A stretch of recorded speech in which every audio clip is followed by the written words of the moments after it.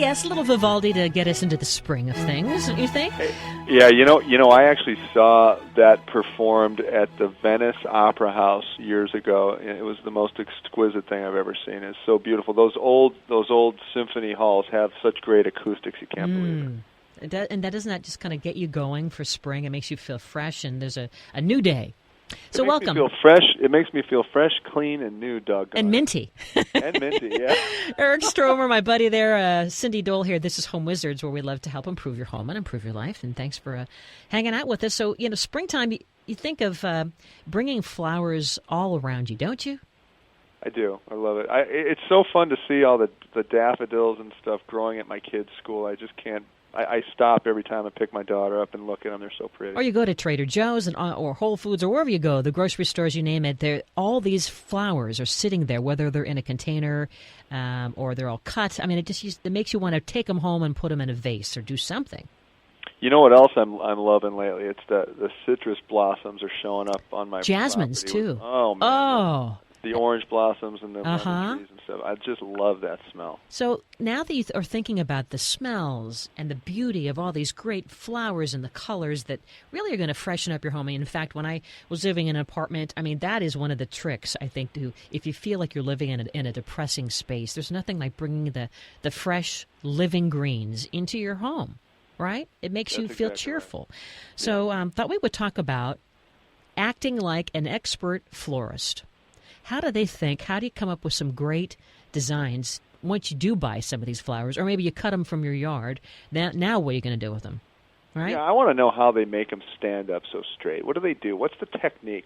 How does that happen? It's like wizards do it. No, it isn't. It's just, we use the foam sometimes, right? The florist foam. Do you ever use that? I've never used the foam. Is that what it is? You can use that. Sometimes I've seen some of these florists to the stars. They'll use actually string, and they'll hold some of them together, and you just don't see it. So deep down inside. Or sometimes they even use little hair clippies, like for orchids. I'll see them use those to hold the stem upright. Because sometimes, that's kind of cool. Yeah, but hey, you know what I saw at in a hotel lobby a little while ago? I thought it was really pretty. They took sunflowers and then they put dye, I think, in the water. Yes. And the dye travels up the stalk of the plant and goes into the flower, and it colors it an amazing shade. Well, that's what they do with carnations a lot, for like St. Patty's Day. Yeah, you just put it in the water. Exactly the same thing, but that's a really cool idea. Yeah, it looks great. Well, so here are some of the secrets. Here are 5 secrets of arranging flowers, right? From floating daisies to some fun color to high drama. We got it all, right? So first of all, a lot of florists sell loose-cut flowers in addition to the hand-arranged bouquets. And if you stop and you look, you'll get a chance to kind of copy again how the pros do it. There's a reason to why they're on display like that. So you might want to go there and either take some pictures and get some notes of the colors and the designs that are already sitting out there, crying to you, saying, take me home. You don't have to buy them yet. You can do it on your own. See? Right. Good. So you can just borrow from those ideas. Now, one of the things to think about is the proportion of the flowers to the vase. And if you have, for instance, kind of like a bubble bowl or like a chunky cube, it calls for maybe shorter cut flowers. And if you have a tall, slender vase, you're going to want, of course, the longer flowers, maybe like a gladiola. But typically a vase could be about maybe 1/3 of the floral arrangement's total height. I never thought of the proportion of the vase to the flower, and that's why when I do it, I buy flowers and I bring them home, put them in an oversized vase. It looks like a really skinny guy is in a huge pair of pants. That's sad. Well, it's terrible. It's very sad. But I do love the idea of using those shorter, chunky bowls and it's having either short flowers inside or even just petals. Or just the buds themselves, and they're floating. The flowers themselves are floating. I love that look. Yeah, too. Yeah, great. In fact, I've seen a really cute technique in the vase itself, where then they'll have, because a lot of times you'll see once you have your arrangement, you're seeing just the stems through the clear glass in the water, right? Right. And you mentioned putting food coloring to color the flower. That's one idea to also color the water. But how about putting some decorative things in the water itself, like filling it with glass, recycled glass, shells? But then how about this idea where you use leaves? Have you seen this? Like I've seen bamboo or almost like banana leaves, and they wrap that inside the vase, so it just peeks through the glass, and so it has this very rich veined green, almost like a neon color in the vase. Oh, that sounds pretty. You know what else I've seen? Citrus or yes, good idea. That looks lemons or limes inside, in whole. Just kind of throw the whole thing in there. You know, I actually had some delicious citrus water the other day when you go to the spa and then they have the oranges. Or cucumbers. Yeah, that's so it's good. Nice. Yeah.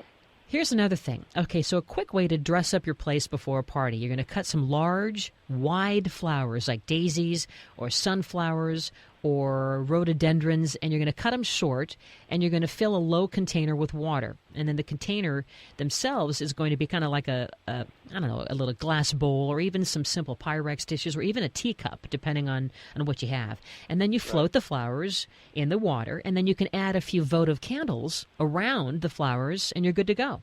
Oh, that's pretty. Now, something else to think about is to choose a few different flowers of all the same color scheme. This is going to make a great centerpiece, if you will, or arrangement, if you will. It doesn't have to be a center of anything, but it could be something that goes in your bathroom or in your living room or whatever. But let's say when you go now and you're at, your Trader Joe's, your Whole Foods, wherever you're buying on your food supplies, and you say, those flowers are speaking to me, what should I get? Think of buying all the same color. For instance, cream colored, okay? It makes beautiful, beautiful arrangements. Fresh cream, fresh, how white on white looks so great in an outfit sometimes, or cream on white. Yeah? So get maybe some cream-colored roses, and then some white stock, and maybe there's a couple other white fragrance-type flowers you can get. And then when you have all those together, put the roses in first, and then the stalk stems, they're slightly longer. They're going to go in second, and then you add in, let's say from the center working outward, you're going to maybe fill it in with something else the same color. And now you have a lot of impact for really not much money. Yeah, and so it's just a real subtle shift in tones, but they're all in that white family. Yeah, yes, that sounds great. And I think if you got 3 of them, you'd be good to go. Wow. Now, but don't be afraid to go have fun with color too. Wait a second. Hey, I'm not afraid. Oh, I know you're not afraid. Oh no, I'm going to have some fun with color. You're going to have. I mean, they say the girls want to have fun, but boys want to have fun too. They might. They do. And, I might just want to become an expert floral arranger. I don't know. You have a great eye. You do. You have that eye. You're great in terms of lighting and photography and design. I mean, you have it in your blood. Go on. You do. You have it. Well, you pick good outfits, and you know great things about. Well, and people like you. And keep going. Okay. Anyway, Can I say more good things about? But don't be afraid to have fun with color. Like, how about this? Again, we love orange. Hello, tangerine orange. Yes, we do. Orange with pink. It's all the rage in fashion today. So why not bring it to your arrangement in the home, in the vase? So think really bright orange, really bright pink, pops, and maybe even red too. Or yellow and purple. Yeah, that's great. I love that. Yeah. And then the foliage, here's another smart technique to save some money. You can get some really interesting foliage, either things that you cut from your yard. And again, maybe you might have the pink and the orange flowers in your yard, or you have to buy them at the store.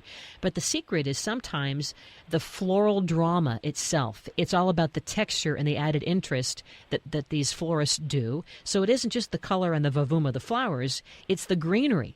And try to get... You want to know something? I'm not going to have the baby's breath. No. I'm tired of baby's breath. I would vote get the Irish bells. Have you heard about the Irish bells? They're all green, and it's like a stalk with all these little bells that are lining up vertically. And the color is that neon citrus green. And picture that to help kind of complement the flowers that you have in your arrangement. Hey, you know what I love, too, when you buy flowers, if you're buying fresh cut? I love when they use the brown paper, and then they pick up some tone in the flowers with the ribbon color. That's such a nice palette, and then this pop of color comes off the brown paper. Awesome. And don't forget using some twigs, too. Some little, Yes, okay. That looks great with the height, especially if you have a nice tall vase. So these are some great tips. We hope that it will inspire you to bring some of nature inside, whether you're in an apartment or a condo or a home. But it's springtime. And so why not enjoy it with some of these different techniques, just like the florists do? You know what I might do? I might dress up my filthy hotel room because it looks like somebody was murdered in here. That's so something gross. that you're supposed to do, Eric. The minute you get into your room, you're supposed to get some fresh cut flowers so that you'd feel like you're home. Yeah, maybe See, I'll do that. you go do that. All right. I don't even want to tell you. I Huh? saw a mouse running through the dining room in this hotel last night. Oh, jeez. I know. Yikes, that's scary. When we come back, we're going to talk about some spring cleaning techniques. We're going to visit Eric's side yard and learn how he did it. I have some fabulous apps for you for your closet in terms of really motivating you to find ways to come up with clothing combinations. It's going to force you to downside your stuff. And yes, we also have the best spring cleaning songs, Cindy style, that we have composed for you because you have to have some great rockin' music, right? Bring it, DJ. We're going to do it. Eric Strover, Cindy Dole, Home Wizards. We're back after this.